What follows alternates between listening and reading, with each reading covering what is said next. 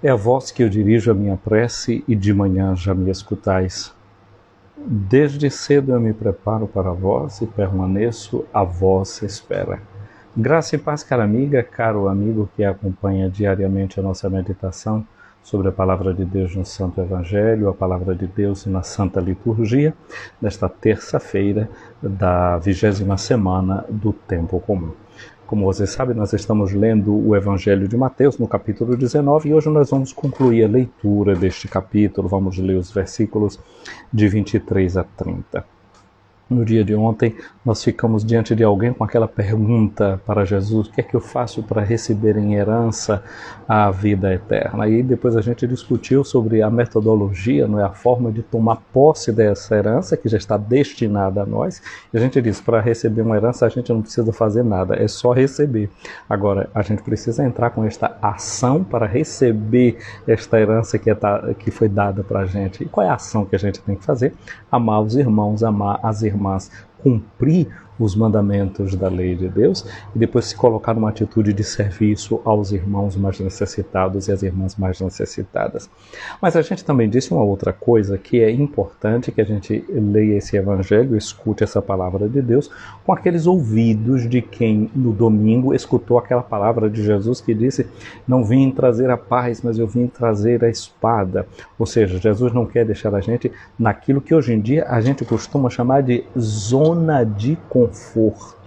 Realmente a gente precisa de tomar atitudes, não é? Atitudes que desafiam a gente mesmo. Não é que a gente vai entrar agora em competição, em luta com o outro, não, ao contrário. O sistema nosso, o sistema da salvação, é o sistema da cooperação. É eu que ajudo aquele irmão mais necessitado, aquela irmã mais necessitada. Jesus disse, não é? Dá aquilo que você tem para os outros, distribui as suas riquezas. E aí, quantas riquezas você tem? Quantos dons, quantos talentos, sua inteligência, sua saúde, tudo isso é coisa que você pode colocar ao serviço dos outros. Minha amiga, meu amigo, eu sou o Padre José Raimundo dos Santos, sou da Diocese de Amargosa, na Bahia, e para mim a alegria é colocar aquilo que eu tenho à minha disposição, daquilo que eu vou caminhando, escutando essa palavra de Deus, e com você partilhar isso. E quero agradecer a você também que vai partilhando o que você vai recebendo nessas lives. De que forma que você partilha isso? Você partilha na medida que você dá um like em cada live que você ouve lá no meu canal do YouTube, na minha página do Facebook, no meu perfil do Facebook e aqui mesmo no Instagram.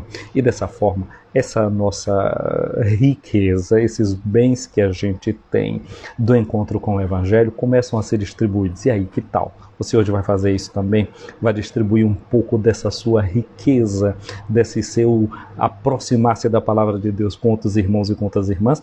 Interessante que depois a gente não sabe onde é que vai parar esse bem que a gente faz. Porque na medida que a gente estimula as redes para mostrar uma live como essa, uma meditação, a gente não sabe quem é que está na necessidade e vai poder acessar.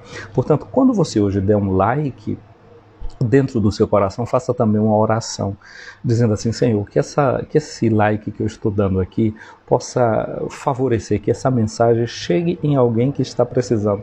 Que aí, quem sabe, os algoritmos fiquem assim um pouquinho, não só confuso, mas bem estimulado para levar a mensagem onde ela precisa chegar. Aquela pessoa que está na necessidade de entrar num dinamismo de luta com ela mesma, de sair da sua zona de conforto, de deixar que essa espada da palavra de Deus entre de uma forma cortante e penetrante na sua própria vida, para que veja aquelas riquezas às quais ele está se apegando e das quais ele precisa se desfazer. Às vezes a riqueza da gente não é riqueza não, é uma certa pobreza, né?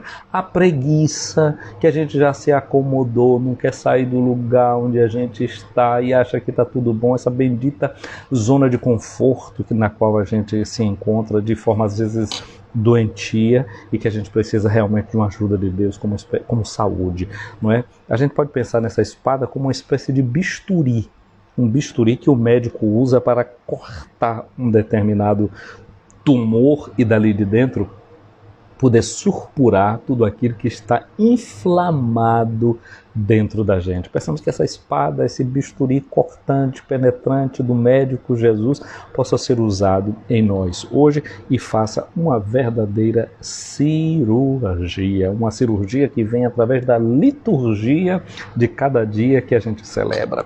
Gente, vamos olhar para o texto do Evangelho de hoje, né? A gente escutou ontem, não é? Como foi que terminou aquela história? O homem saiu, aquele jovem voltou triste, foi-se embora triste, porque ele era muito rico. Quando ouviu isso, o jovem foi embora cheio de tristeza, porque era muito rico. Olha, estava rico, estava na tristeza, estava naquela angústia. Quando descobriu a solução para o problema que ele tinha apresentado, ele não gostou da solução que a gente ouviu. Há remédios que podem parecer ruins no gosto, no paladar, na boca, mas na verdade são remédios que são bons e que são úteis para nós. Então, depois que aquele jovem saiu triste, os discípulos de Jesus ficaram olhando aquela situação e Jesus disse para os discípulos: em verdade eu vos digo, dificilmente um rico entrará no reino dos céus. Olha o que Jesus disse: dificilmente. Há uma dificuldade para que alguém que é rico entre no reino dos céus. Por que será que é difícil que um rico entre no reino dos céus? E Jesus diz: eu digo ainda, é mais fácil um camelo entrar pelo buraco de uma agulha do que um rico entrar no reino dos céus. Há muitas formas de querer interpretar o que é que significa esse buraco da agulha de que Jesus fala aqui nessa passagem bíblica. Algumas pessoas dizem que camelo se chamava uma corda muito grande que usava-se nas embarcações, né, para que a embarcação segurada com a âncora pudesse se manter ali num porto. Aí já é uma coisa muito interessante, porque um barco ele precisa navegar, ele precisa andar, ele precisa ir muito longe, né? E essa imagem dessa corda que seguraria esse barco significa a gente que não usa todas as possibilidades da gente para viajar, para ir mais adiante. Ao contrário, fica ali fixado naquela situação onde a gente está, aquilo que a gente disse, né? Essa zona de conforto na qual a gente já entrou. Um porto pode ser muito confortável, muito tranquilo, mas o porto é o lugar onde a gente deve chegar, não é o lugar para ficar eternamente com o barco. O barco é destinado não aos portos, o barco é destinado à navegação, ele tem que entrar na água. Então, portanto, dizem que essa corda, que seria chamada dessa forma camelo, então se a gente pensa numa agulha e passar essa corda pelo fundo da agulha, é uma tarefa realmente muito difícil.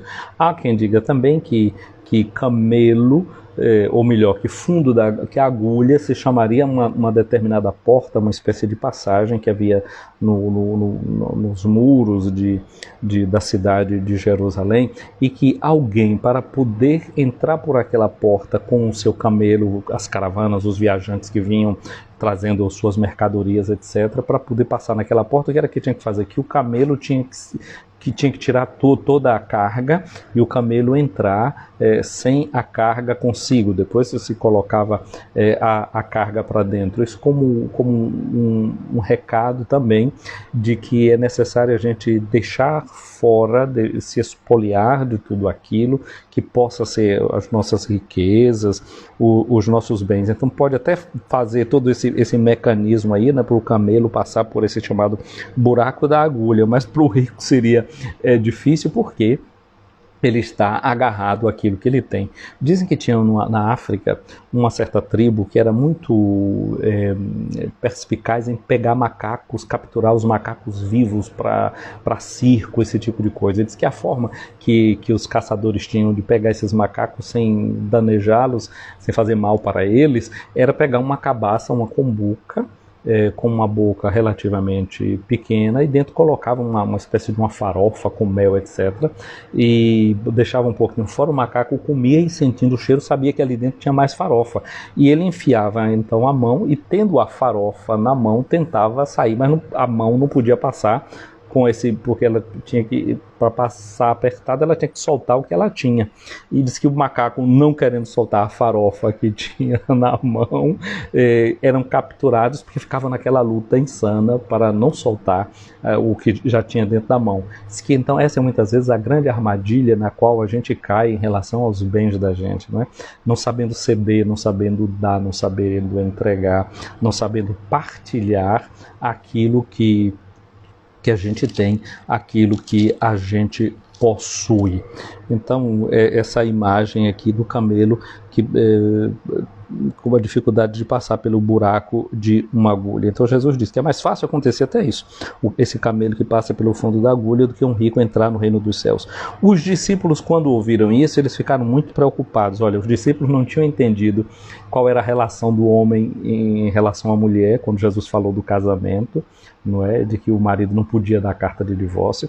Eles não compreenderam muito bem aquela atitude de Jesus de deixar as crianças virem a ele, ele abençoar, tocar naquelas crianças, porque na mentalidade deles um mestre não deveria estar ali perdendo tempo com gente que não contava, não é, dentro da própria estrutura social. E agora de novo a gente vê esses discípulos espantados, porque Jesus disse que um rico dificilmente se salvaria. Por quê? Na cabeça deles a riqueza é símbolo da bênção de Deus. E as riquezas de fato não são um dom de Deus, mas são um dom para ser partilhado. Então eles se perguntam, bom, se é assim, se é dessa forma, quem pode ser salvo? E Jesus olhou para eles e disse, para os homens isso é impossível. Jesus tinha dito que era difícil para um rico entrar no reino dos céus. Agora a palavra já mudou de difícil para impossível. O homem por si mesmo vai ser impossível. Esse homem rico, não é, que não se desapega, é impossível. Mas para Deus tudo é possível. Sim, para Deus é possível que um homem possa nascer de novo, como Jesus disse para Nicodemos. É preciso nascer de novo.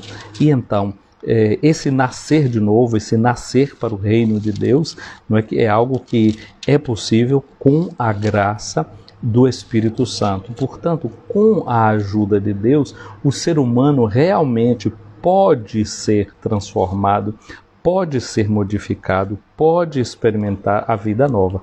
Mas é necessário então que haja uma verdadeira conversão ao reino de Deus. É preciso se tornar como criança. É preciso entrar nesse dinamismo que Jesus apresenta. Se a gente não nascer de novo, isso realmente se torna impossível. Não é com a mecânica da força e dos músculos da gente que a gente consegue isso, não.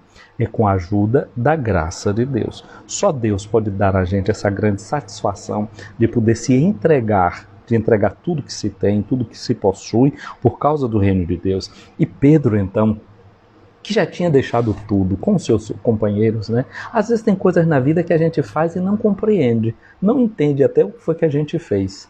E é preciso que Jesus ajude a gente a entender, não é, o mistério de compreender aquilo que a gente faz pelo reino de Deus. Pedro disse, nós deixamos tudo e te seguimos. O que é que nós havemos de receber? E Jesus responde, em verdade vos digo, quando o mundo for renovado e o Filho do Homem se sentar no trono de sua glória, também vós que me seguistes havereis de sentar-vos em 12 tribos para julgar, 12 tronos para julgar as 12 tribos de Israel. Capítulo 25 de Mateus vai falar da hora desse julgamento, da hora dessa avaliação profunda da vida da gente. E ali é a grande surpresa. Pedro diz, né, nós deixamos tudo e te seguimos. Parece que ele não compreendeu o efeito profundo daquilo que ele fez. Como nós também, por exemplo, quando damos de comer a quem tem fome, de beber a quem tem sede, a gente não sabe profundamente o que é que a gente está fazendo. É Jesus que no dia da grande revelação vai mostrar para nós e dizer, eu tive fome, você me deu de comer, eu tive sede, você me deu de beber, eu estava nu e você me vestiu. Aliás, eu estava falando já no início, né, que a gente não pode perder de vista o que Jesus disse essa semana, não é? Dessa espada que divide a gente. Eu vejo que os discípulos não conseguiram entender aqui agora essa lógica de Jesus em relação a viver os bens que se tem, a riqueza e a pobreza. Lembra de alguém que um dia usou uma espada São Martinho, ele usou a espada dele de soldado que ele era para dividir o manto que ele tinha e dar outra metade para um pobre que ele encontrou e estava sofrendo frio. Que coisa bonita! Poder partilhar com os pobres, com os necessitados, aquilo que a gente tem e aquilo que a gente é. Mas há um problema que às vezes nem sempre a gente nota. É o seguinte: por que é que existe pobres? Por que é que existe a pobreza? Quando a gente vê o exemplo bonito de São Martinho, que pega o seu manto e rasga, dá metade para o pobre, a gente fica contente, alegre e feliz. Mas o problema é quando a gente pergunta assim: mas por quê? O que foi que produziu esse pobre? Minha vontade de que ele seja. Dom Helder Câmara, que o processo de beatificação já está em movimento, ele dizia assim: quando eu dou pão para os que têm fome, todo mundo diz que eu sou santo. Mas quando eu pergunto por que é que a fome existe no mundo, dizem que eu sou comunista. Nos dias de hoje a gente vê muita gente lutando ao lado dos pobres, amando os pobres, mas lutando também contra a pobreza. Quando tem esses belos exemplos de cuidado com os pobres, todo mundo fica feliz e bate palma. Mas quando a gente pergunta por que a pobreza, aí tem gente que já não se sente tão contente assim, porque a pobreza passa para a sua solução pela partilha daquilo que pode estar na minha, na sua mão, na mão de alguém que está concentrando riqueza. E quando alguém começa a denunciar essa riqueza que está concentrada, ele começa a ser mal visto.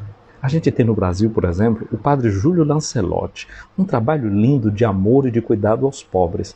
Mas quando ele questiona a estrutura de uma sociedade que vive essa chamada aporofobia, a fobia, o medo do pobre, o desprezo do pobre, aí tem gente que acha que ele é alguém, um politiqueiro, é um comunista, etc, etc. E já confundimos o bem que ele fez e o vemos na condição de um inimigo.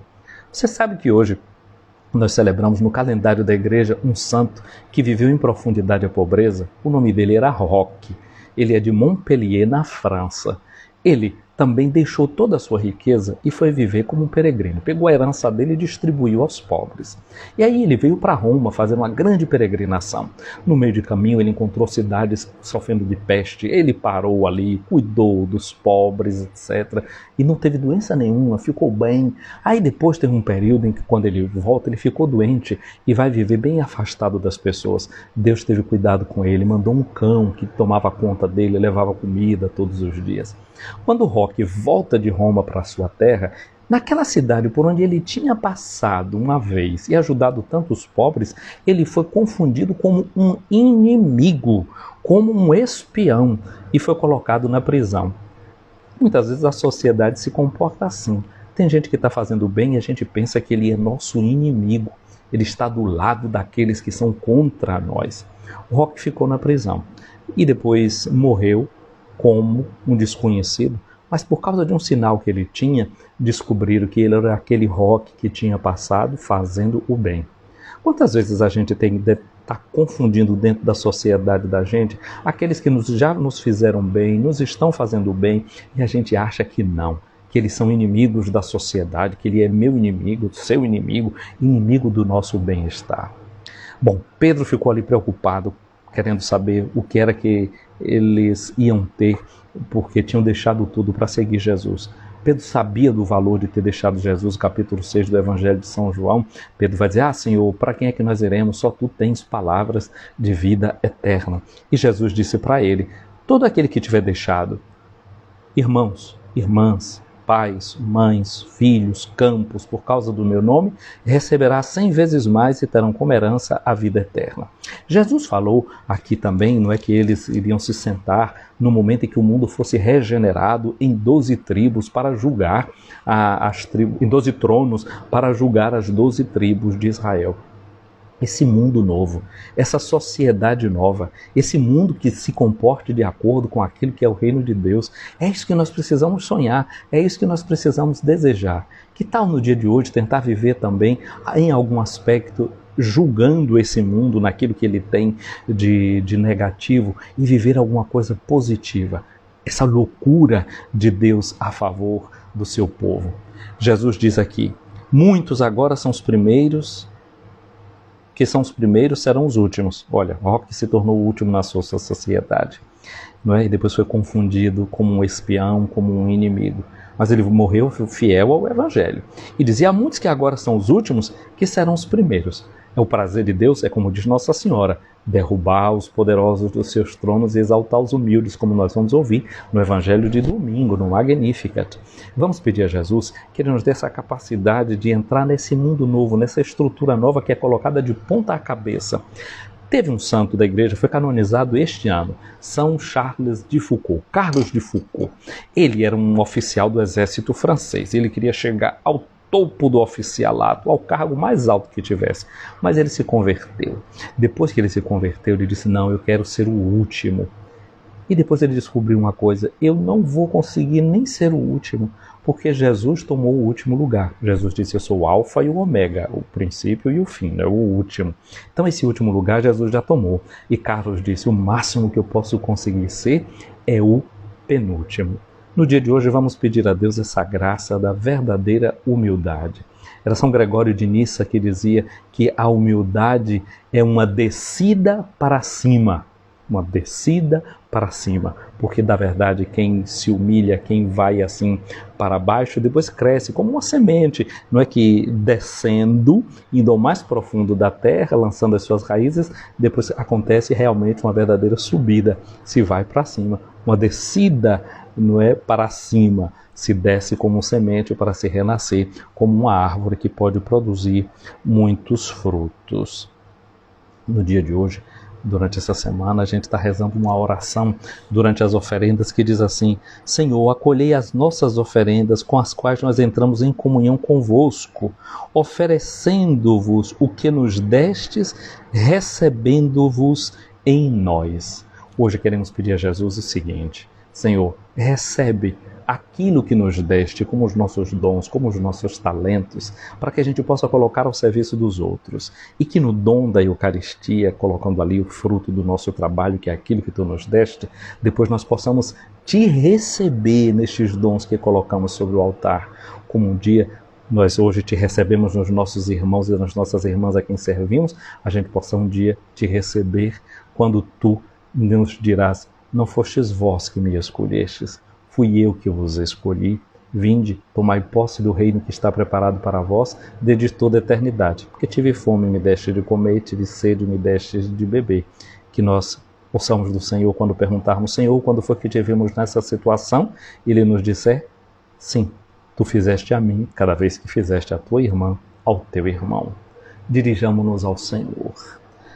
Senhor nosso Deus, no dia de hoje nós te pedimos: revela-nos o teu Evangelho, dá-nos a graça de saber escolher o último lugar neste mundo, aquele lugar que ninguém deseja, aquele lugar que ninguém quer, para que estejamos o mais possível perto de ti, que escolheste também o último lugar, identificando com os mais pobres deste mundo.